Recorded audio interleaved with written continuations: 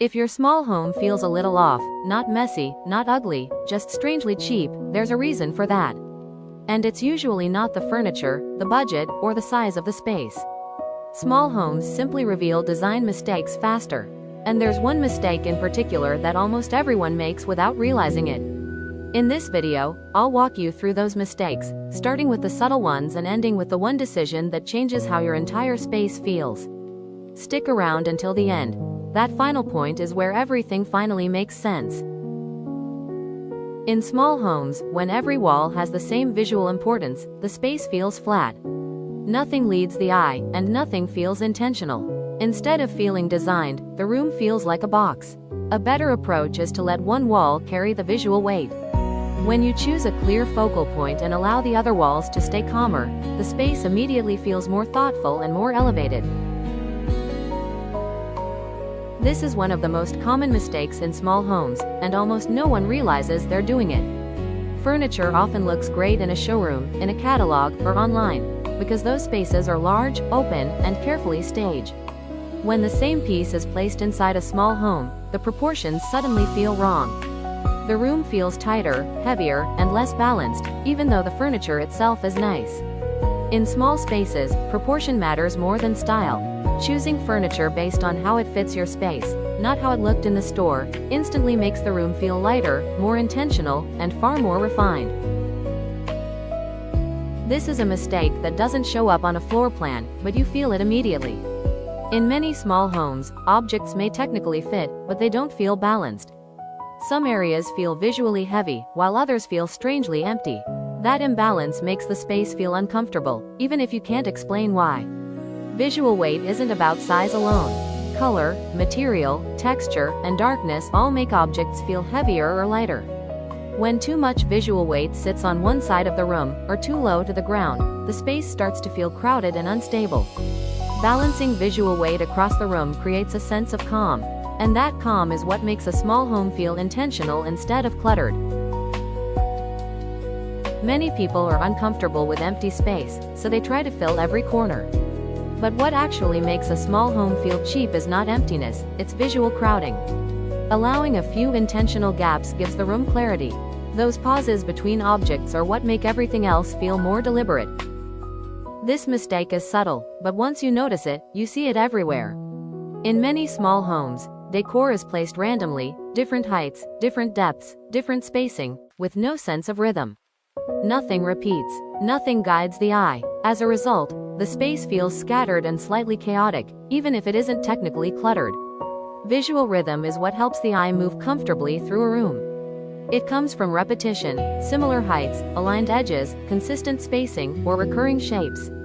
When a small space has rhythm, it feels calm and cohesive. Without it, the room feels busy, even when there isn't much in it. One ceiling light trying to do all the work flattens the space and removes atmosphere. It makes textures look dull and the room feel unfinished. Layered lighting changes everything. When different lights support different moments, working, relaxing, unwinding, the space instantly feels warmer and more intentional. Contrast is not the problem. Lack of direction is. In many small homes, warm and cold elements are mixed without a dominant tone. Nothing leads, nothing supports. The result isn't contrast, it's confusion. Well-designed spaces usually choose a temperature anchor. Either warmth leads and cooler elements support, or the opposite. When warm and cold elements are connected through one clear anchor, the space feels layered, intentional, and refined, not chaotic. When objects are placed together without any visual relationship, the space feels temporary. Like things were added one by one without a plan. Grouping decor by tone, texture, or material helps them feel connected. When pieces relate to each other, the room feels curated instead of random. Symmetry can be beautiful, but in small homes it often feels stiff. Too controlled, almost like a showroom. Balanced asymmetry feels more natural. It adds movement and makes the space feel lived in rather than staged. Floors are often ignored because they're always there. But in a small home, they're always visible. When the floor is visually grounded, with the right rug scale or clear boundaries, the entire room feels more complete and intentional. This is something designers notice immediately in small homes. Circulation. The space you walk through is often treated as whatever is left after furniture is placed. As a result, the room feels tight, awkward, and harder to move through, even if it isn't actually small. In well-designed spaces, circulation is planned first, not last. When pathways are clear and intentional, the entire home feels calmer and more spacious. Good circulation doesn't just improve function, it changes how the space feels emotionally. Minimal does not mean empty. And empty does not feel refined. A space without softness often feels cold instead of calm. Adding texture, through fabric, wood, or matte finishes, brings balance. Comfort is a key part of good design.